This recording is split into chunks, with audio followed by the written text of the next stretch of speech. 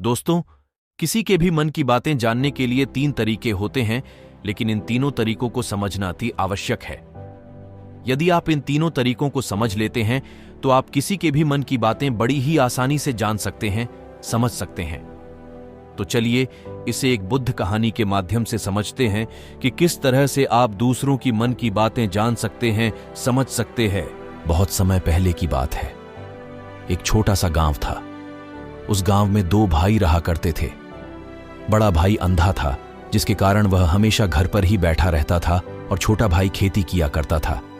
लेकिन खेतों में अधिक जानवर आने से पूरी फसलें नष्ट हो जाती थीं, जिस कारण छोटा भाई बहुत परेशान हो चुका था। तभी उसे एक तरकीब सूझी।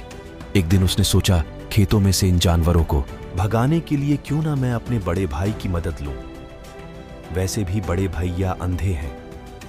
अगर वह खेत में बैठे रहेंगे और जानवरों की आहट आने पर तो उन्हें जोर से चिल्लाकर भगा सकते हैं, जिससे हमारी फसलें बच सकती हैं।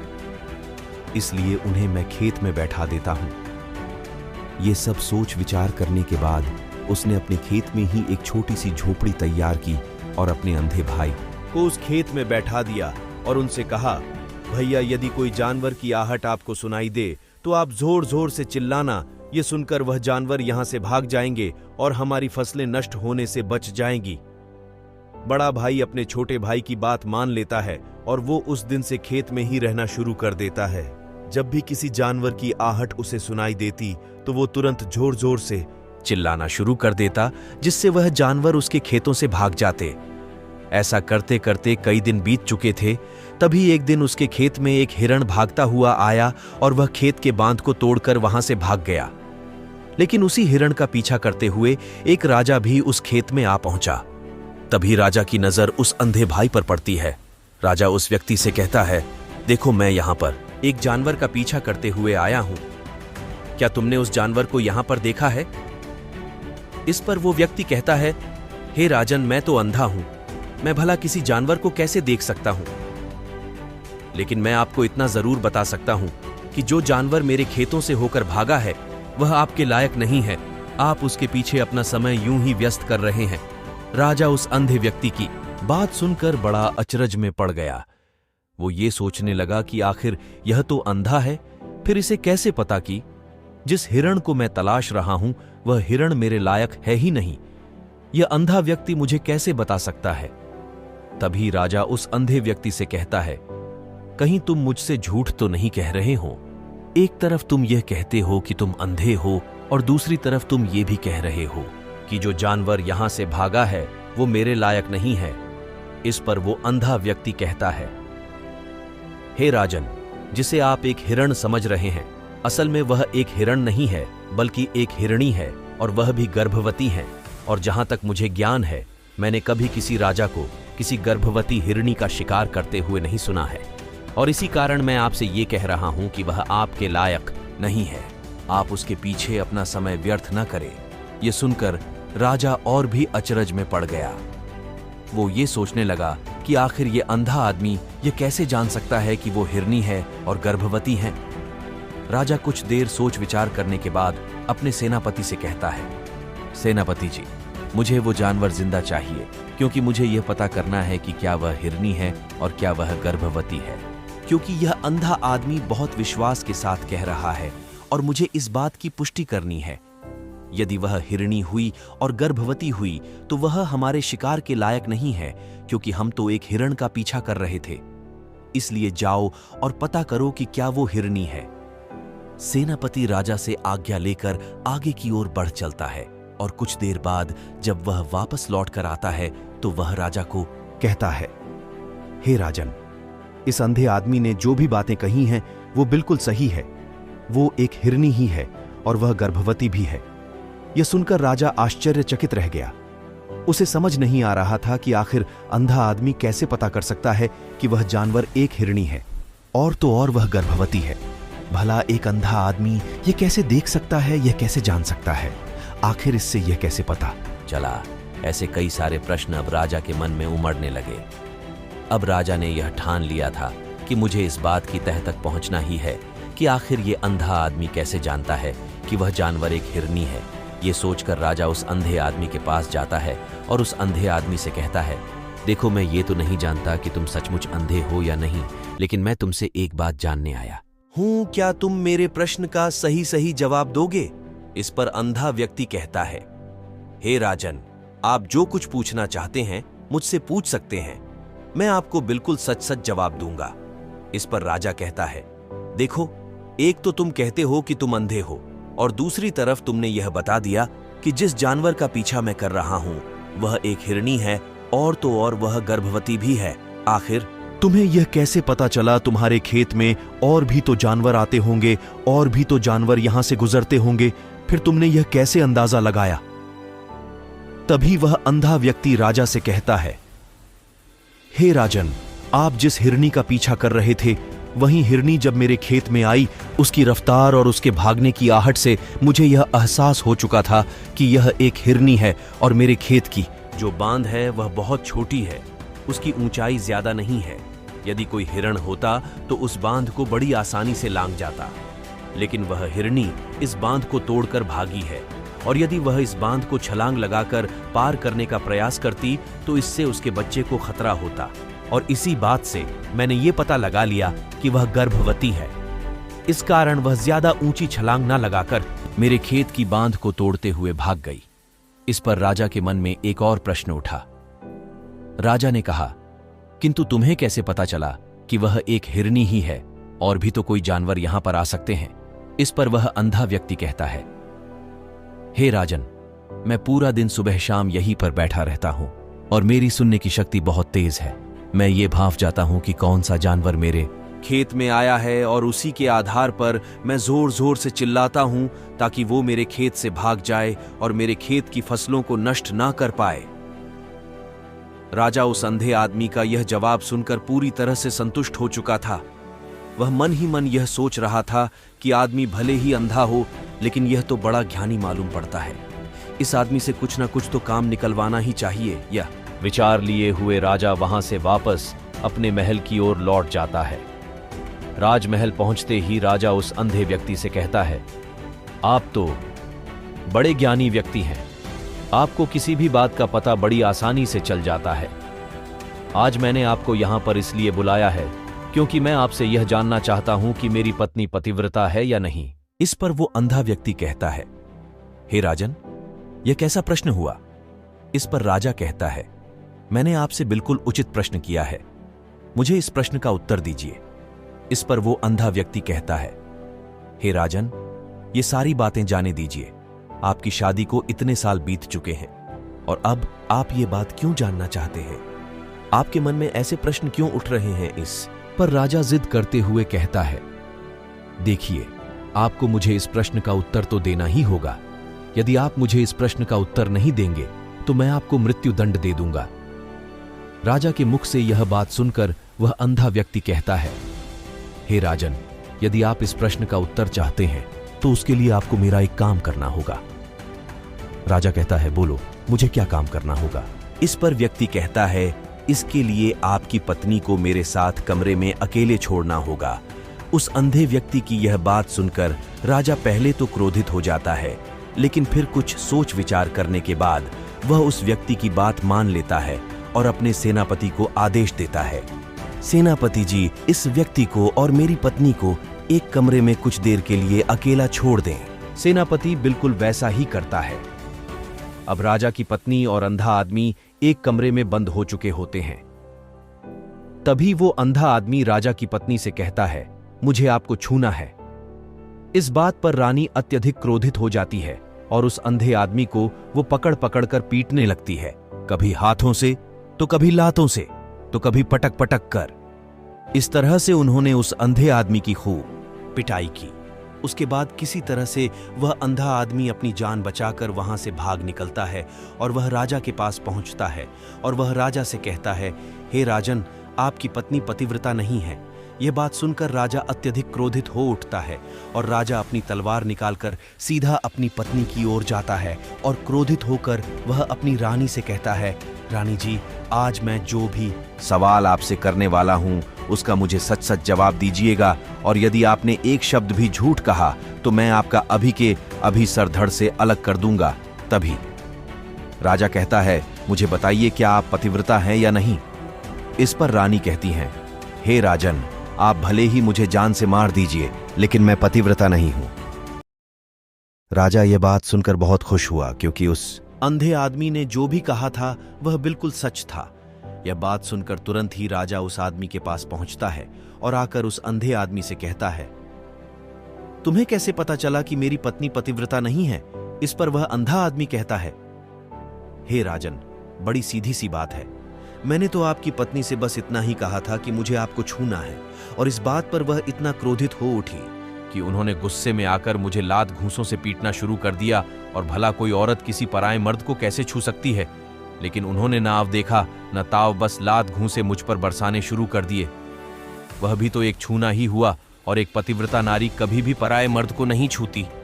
जब मैंने उसे छूने के लिए कहा था तो वह उस वक्त मुझे मना कर सकती थी, लेकिन आगे राजा उस अंधे आदमी से कहता है कि तुम मुझे यह बताओ, क्या मैं सच में अपने पिताजी का ही बेटा हूं या फिर किसी और का? इस पर वह अंधा आदमी कहता है, हे राजन, इस बात से आपका क्या लेना देना? आप किसी की भी औलाद हो, आखिर आप हैं तो इस राज्य के राजा, इसलिए इस प्रश्न को जाने दीजिए। लेकिन राजा कहता है, नहीं, मुझे इस प्रश्न का सही सही जवाब चाहिए, अन्यथा यह प्रश्न मुझे हमेशा परेशान करता रहेगा। इसलिए मैं इसका सही सही जवाब जानना चाहता हूं। यदि तुम इसका सही सही जवाब दे देते हो तो तुम यहां से जा सकते हो, मैं तुम्हें नहीं रोकूंगा। इस पर वह अंधा आदमी कहता है, हे राजन, इसके लिए तो मुझे आपके मां के पास भी जाने की कोई आवश्यकता नहीं है। मैं आपको अभी अभी यह बता सकता हूं कि आप किसकी औलाद हैं, लेकिन उससे पहले मैं चाहता हूं कि आप मुझसे एक वादा करें कि आप मुझ पर क्रोध नहीं करेंगे। राजन ने कहा, मैं तुमसे वादा करता हूं, मैं तुम पर क्रोध नहीं करूंगा। इसके बाद वह अंधा आदमी राजा से कहता है, हे राजन, आप हैं तो अपने ही पिता के पुत्र, लेकिन आप पर एक कंजूस सेठ की छाया पड़ी हुई है। यह सुन राजा बहुत क्रोधित हो उठा और वह तुरंत तलवार निकालकर अपनी मां के पास जा पहुंचा। वह वहां पर पहुंचने के बाद अपनी मां से कहता है, मां, मुझे सच सच बताइए, क्या मैं अपने ही पिता का पुत्र हूं या नहीं? यदि आपने मुझे सही सही नहीं बताया तो मैं यहीं पर अपने प्राण त्याग दूंगा। मुझे बताओ क्या सच है। इस पर उस राजा की मां कहती है, बेटा, तू है तो अपने ही पिता का पुत्र, लेकिन तुम्हारे ऊपर एक कंजूस सेठ की छाया पड़ी हुई है। जब मैं एक बार नहाने के बाद अपना मुंह आईने में देख रही थी, तभी उस कांच के पीछे मुझे एक कंजूस सेठ नजर आता है और उसी की छाया तुम पर पड़ चुकी है। यह सुन राजा बहुत खुश हो जाता है और वह तुरंत दौड़ा दौड़ा वापस उस अंधे आदमी के पास पहुंचता है और उस अंधे आदमी से कहता है, तुम्हें यह कैसे पता चला कि मुझ पर एक कंजूस सेठ की छाया पड़ी हुई है? इस पर वह आदमी कहता है, हे राजन, आपने मुझसे कई सारे सवाल पूछे जिनका जवाब मैंने आपको सही सही दिया है। यदि कोई और राजा होता तो मुझे इसके बदले में ढेरों सारे इनाम मिल चुके होते, लेकिन अब तक आपने एक फूटी कौड़ी तक नहीं दी है। इस बात से ही मैंने अंदाजा लगा लिया था कि आप बहुत कंजूस हो। यह बात सुनकर राजा जोर जोर से हंसने लगा और कहता है कि आप जो भी मांगेंगे वह मैं आपको अवश्य दूंगा, लेकिन मुझे यह बताओ कि तुम्हें कैसे पता चल जाता है कि कौन सी बात सही है और कौन सी गलत? तुम किसी भी बात का इतना सटीक और सही जवाब कैसे दे पाते हो? इस पर वह अंधा आदमी कहता है, हे राजन, मैं तो वैसे ही अंधा हूं। यदि मेरी आंखें होती तो मैं किसी की भी मन की बातें बड़ी सरलता से जान लेता। मन की एक भाषा होती है और यह भाषा मनुष्य के शरीर के व्यवहार के रूप में देखी जा सकती है। उसकी आंखों से, उसके होठों से, उसके काम करने के तरीके से, उसकी क्रियाओं से पता किया जा सकता है कि उसके मन में क्या चल रहा है। उसके आधार पर हम किसी के भी मन की बातें जान सकते हैं, लेकिन मैं तो अंधा हूं, मैं देख नहीं सकता, इसलिए मैं क्रियाओं से देखता हूं। यदि मुझे कोई बात जाननी हो तो अगले आदमी को कुछ काम देना पड़ता है, जिस पर वह व्यक्ति किस प्रकार काम करता है, किस तरीके से इस काम को करता है, उसके आधार पर ही मैं यह पता कर पाता हूं कि उसके मन में क्या चल रहा है। तभी वह राजा कहता है, तो क्या इसका अर्थ यह हुआ कि मैं भी किसी के मन की बातें जान सकता हूं? इस पर वह अंधा आदमी कहता है, हे राजन, अवश्य आप भी किसी भी व्यक्ति के मन की बात जान सकते हैं, किंतु उससे पहले आपको अपने ऊपर काम करना होगा, और वह काम है अपने मन को शांत कर अपने मन को वर्तमान में लाना होगा, जिसके लिए मैं आज आपको 3 तरीके बताने वाला। और ये तीनों ही तरीके बड़े ही आसान और सरल है। किंतु हे राजन, उससे पहले आपको एक काम करना होगा, अपने मन को एकाग्र करना है। जब हम अपने मन को एकाग्र करते हैं, अपने मन को वर्तमान में लाते हैं, तो हम दूसरे के मन की बात जान सकते हैं, क्योंकि वह आदमी अभी भी अपने मन में वर्तमान में ही सोच रहा है, और हमें भी मन को वर्तमान में ही लाना होगा, तभी हम उसके मन की बातें जान सकते हैं। यदि हम अतीत में हुई घटनाओं के बारे में सोच रहे हैं, तो वह जो अगला आदमी वर्तमान में सोच रहा है, वर्तमान में अपने मन में बात कर रहा है, वह हम कैसे जान पाएंगे? क्योंकि हम तो अतीत की घटनाओं में डूबे हुए हैं। इसलिए किसी के भी मन की बात जानने के लिए सबसे पहले हमें हमारे मन को एकाग्र करना होगा, उसे वर्तमान में लाना होगा। आगे वह व्यक्ति राजा से कहता है, हे राजन, जो 3 तरीके मैं आपको बताने वाला हूं, इन 3 तरीकों से बड़ी आसानी से किसी के भी मन की बातें जान सकते हैं। उसके बाद वह अंधा आदमी राजा से कहता है, हे राजन, जो सबसे पहला तरीका है वह है आंखों पर ध्यान देना। किसी व्यक्ति से बात करते वक्त उसकी आंखों में देखना, उसकी आंखों पर ध्यान देना, जो सबसे ज्यादा जरूरी है, क्योंकि आंखें बोलती नहीं पर बहुत कुछ कह जाती है। यदि हम किसी व्यक्ति की आंखों के इशारों को समझना सीख जाए, हम यह जान पाएंगे कि व्यक्ति के दिमाग में क्या चल रहा है, वो क्या सोच रहा है और अभी वह क्या करने वाला है। मेरे पास आंखें नहीं हैं, लेकिन मैंने अपने गुरु से यह विद्या सीखी है, क्योंकि बहुत सालों पहले मेरे पास आंखें थीं और मैं उस वक्त लोगों के मन की बातें केवल उनकी आंखों से ही जान लेता था।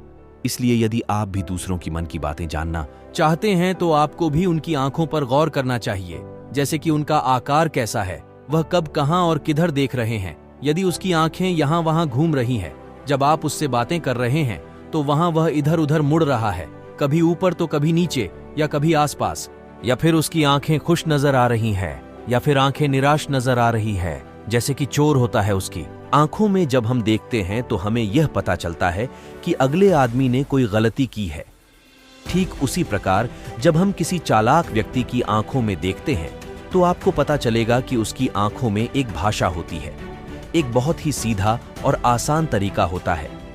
यदि आपको यह पता लगाना है कि सामने वाला व्यक्ति आपसे झूठ कह रहा है या फिर सही, तो आपको उसकी आंखों पर ध्यान देना अति आवश्यक है।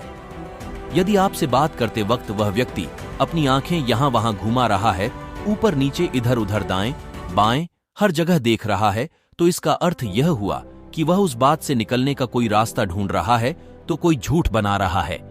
यदि सामने वाला व्यक्ति आपसे कुछ झूठ कहने का प्रयास कर रहा है, तो वह आपसे नजर नहीं मिलाएगा।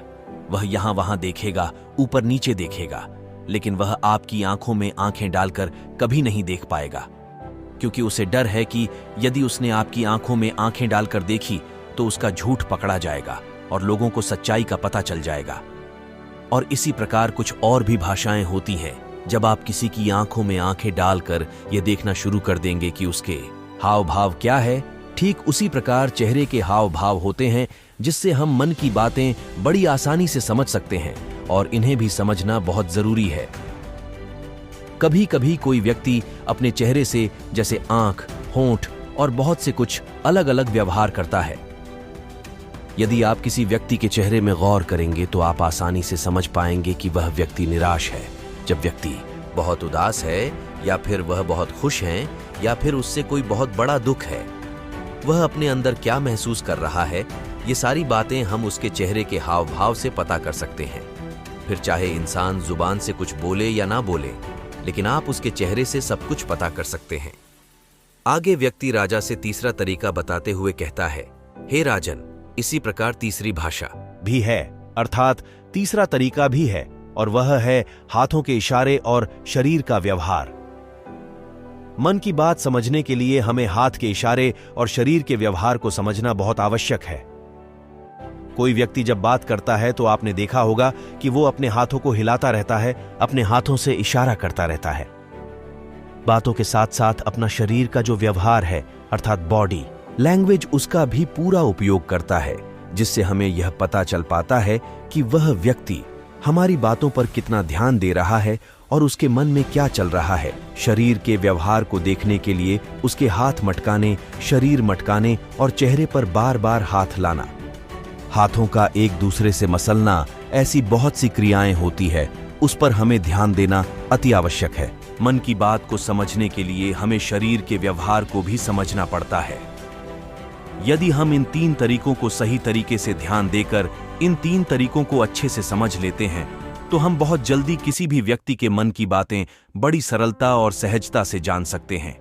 इसलिए यदि आपको किसी के मन की बातें जाननी है तो आपको उसकी आंखों पर, उसके चेहरे पर, उसके शरीर के हाव भाव को और उसके हाथों को ध्यानपूर्वक देखना और समझना होगा, जिससे आप यह समझ पाएंगे कि आखिरकार उसके मन में क्या चल रहा है और वह क्या सोच रहा है।